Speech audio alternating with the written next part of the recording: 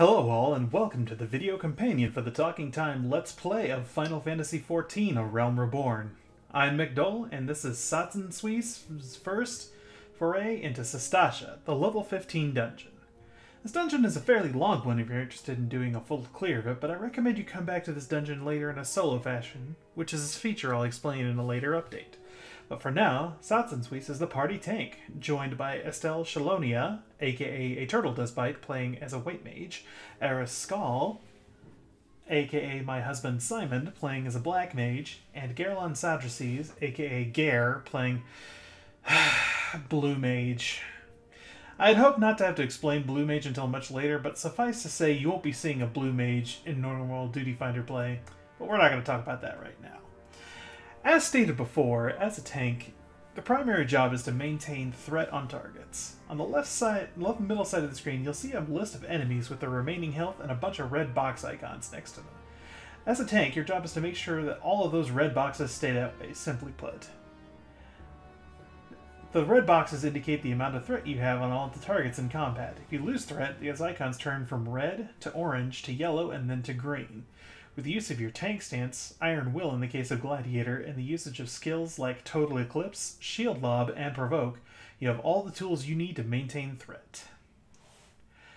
Your priority for fighting enemies should be to keep the GCD rolling as much as possible, to maximize the amount of damage you're dealing, because the more damage you deal, the more of a threat you are. In addition, you should try to move through a bunch of enemies and try to face them away from the rest of your party as best you can.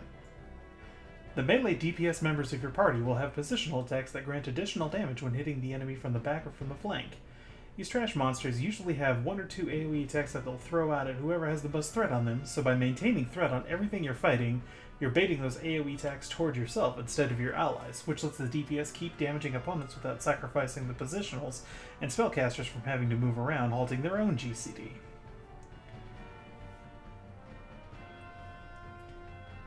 As for why we're here, Bateron, the proprietor of the Drowning Wench in Limsa Lomensa, has commissioned our heroine to investigate the Seagrot to find out if pirates are lurking. But so far, the only clue that she has found is a bloody note near the entrance with a cryptic message: "The captain likes his wine red." If you guessed this might be a clue, you'd be right. We'll be using that clue very shortly in the dungeon as soon as we get through the rest of this trash.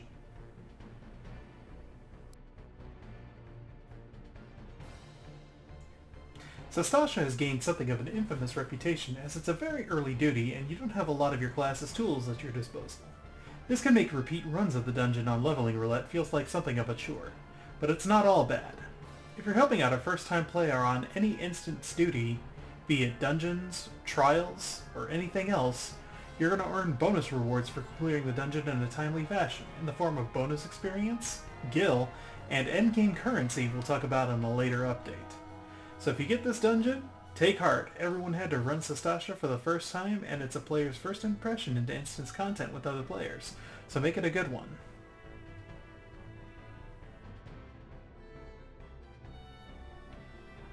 The clam monsters here can be a little obnoxious, as they repeatedly summon weak fire-throwing sprites and become invulnerable to damage when the shell closes.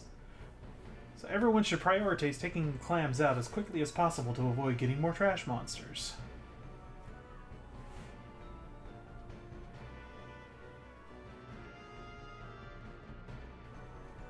It may not look it at first glance, but you don't need to kill every monster in the early dungeons of Final Fantasy XIV. In fact, most players will expect to have a quick and breezy run of Sastasha Seagrot and the 2 following dungeons, so if you're looking to get a fully immersive experience and explore every nook and cranny, as I said earlier, come back on an unsynced run of the dungeon, or do it with your friends your first time through.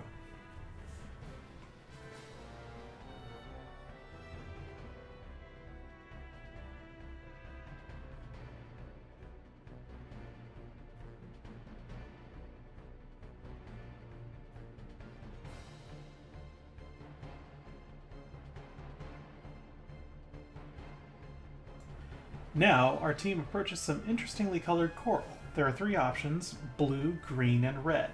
See where I'm going with that hint from earlier? The instance can cause the correct coral to select to be any one of these 3, with a bloody note at the beginning changing to follow suit.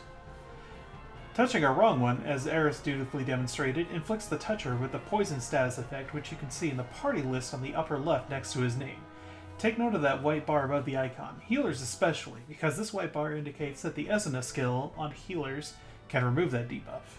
Generally speaking, status effect icons with upward pointing arrows are good, downward pointing arrows are bad. Touching the correct coral causes a hidden switch to appear, and touching the switch causes a curl, our first mini-boss, to appear. Chopper is not a difficult fight, regardless of your party's makeup. You may only get a few auto attacks mixed in with Charged Whisker, which hits everyone in the AoE circle with a paralysis debuff. Melee DPS and tanks can use Low Blow to stun this attack while it's being cast to completely negate it. Stunning attacks and interrupting enemy skills let your party maintain their DPS uptime, so don't be afraid to experiment with Low Blow and Interject, the tank's silence skill. General flow of dungeon content will be a series of trash mob pulls, then a mini-boss, then some more trash pulls, another mini-boss, a third group of trash pulls, and finally the boss of the dungeon. These early dungeons don't adhere to this structure, but as you progress through the game and the developers got a better idea of how they wanted to structure dungeon content, it settles into that rhythm. Every boss has a treasure box that appears once it's defeated, and there's some other treasures that appear throughout the dungeon map. These treasure locations are fixed, and a table of loot for each that is selected at random. Boxes with consumable items like potions are distributed randomly automatically, and boxes with equipable gear open up the loot roll window. Final Fantasy XIV uses a Need-Greed system for loot. You can select Need or Greed, which assigns you a number from 1 to 99. Selecting Need is only available if you are able to equip the piece of gear on your current class. So Sastasha would only be able to select Need on Gladiator gear or Disciple of War gear. Anyone can roll Greed on any item, but when checking who gets it, it checks any need rolls and gives it to the highest need roll, then the highest greed roll if nobody rolled need. The bottom line of this is, if you want a particular piece of gear from a dungeon, queue for it as the class that can equip it. So you might be noticing that the party has already mauled the next boss, Captain Madison, the leader of the Reavers, the pirates that have taken up residence in Sastasha, hence the title of this quest, It's Probably Pirates. As one might guess, he's barely worth mentioning, as the party is able to wail on him fairly quickly, forcing him to flee when he's knocked down to about half health. This next area is a hub-like area with several side areas that are optional to explore and contain a few more pirates and kidnapped women.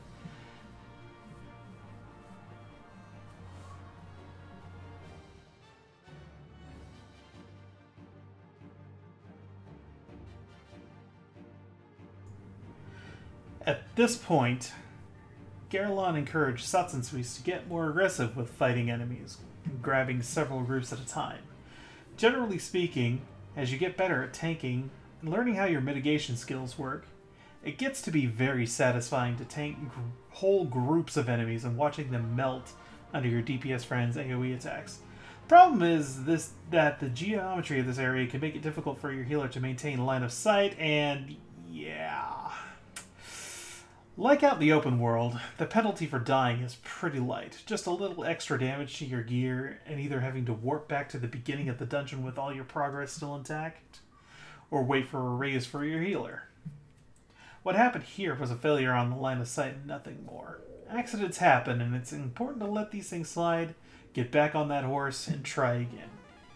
If you approach all instance content, from 4-man dungeons to Savage and Ultimate Raid content, with this mindset, you're already well on your way to truly cracking open this game and enjoying its delicious content. There really isn't a lot to comment on all the side paths in this area, as they're pretty minor in the grand scheme of things. You can see some NPCs that say a couple of canned lines. There's one particular that's very funny about a woman who swears that she's not with the pirates on whatever remains of her purity. Yeah, kind of gross, but it's slightly amusing. And Garlon scolds the healer for letting Sastasha die, so that's very cute.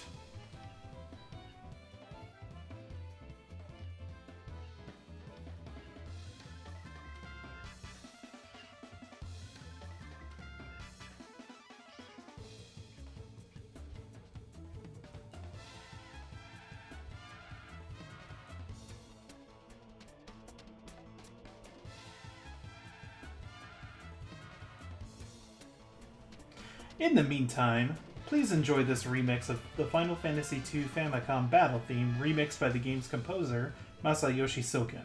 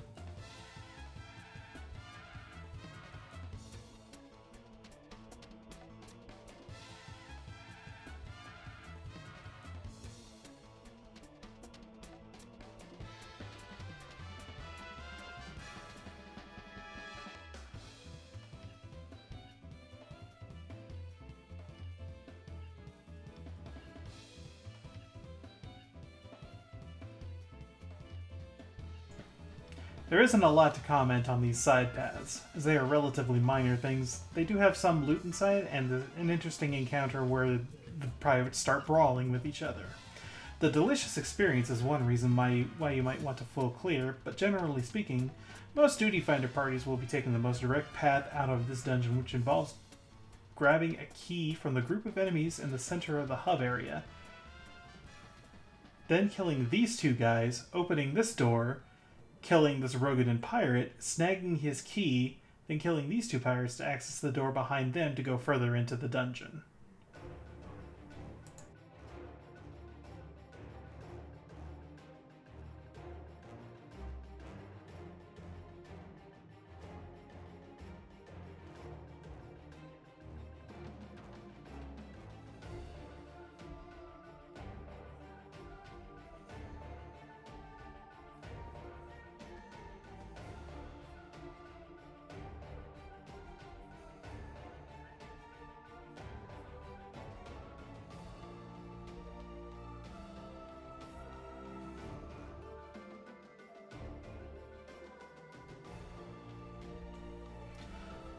Further into the dungeon, we find Captain Madison still smarting from that beating we gave him earlier, but now with a twist!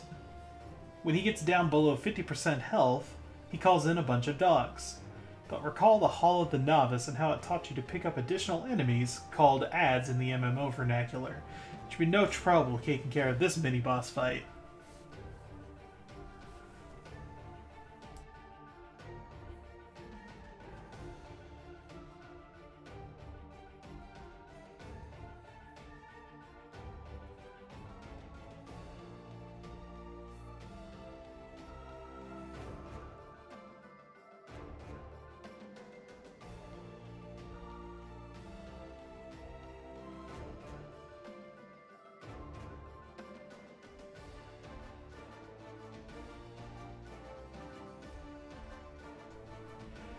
Here we have the final area and the last batch of trash pirates. You don't need to fight all of them, but if you're looking for at-level experience, at or below level 18, then killing enemies can be worth a lot of experience and push you to another level.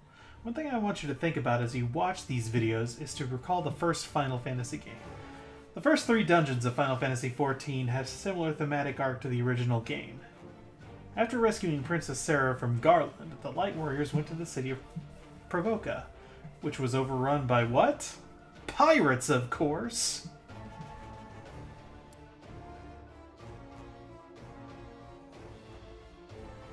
To comment briefly, the amount of enemies I'm grabbing here is probably excessive.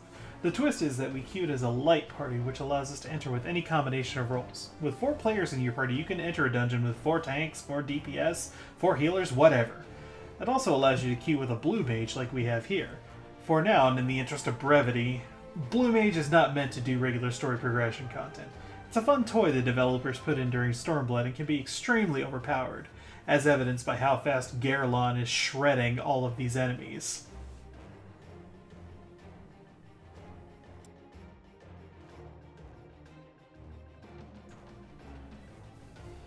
Entering the final area, we run into Den the Orcatooth, the boss of this dungeon, who totally jobs Captain Madison.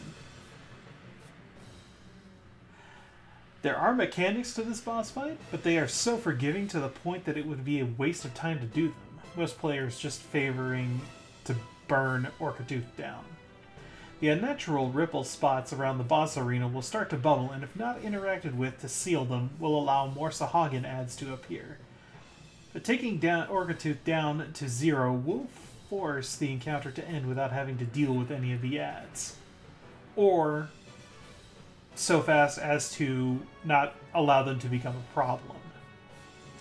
Even with a normal game party composition, you will shred Den the Orcatooth. Taking him down to 0 will force the encounter to end without having to deal with them. And with that, Satsensweets has dealt with the pirate threat near Aleport.